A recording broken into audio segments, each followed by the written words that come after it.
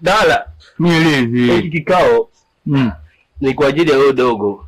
Haiwezekani tulale sisi watatu ndani. Dogo ametoka kuanzia juzi mpaka sasa hivi hajarudi. Sasa ukiangalia hata blaza mwenyewe bado. Wewe mwenyewe hapo. Nisikilize bro.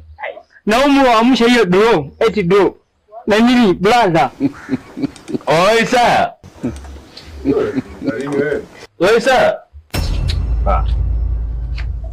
Wewe acha kuzingua bana, wewe umekuaje? Hebu toka huko ndani bana. Unalala huko ndani wakati dogo kuanzia juzi ametoka hapa hata mpaka sasa hivi bado hajajulikana aliko. Wewe unazungumza nini wewe?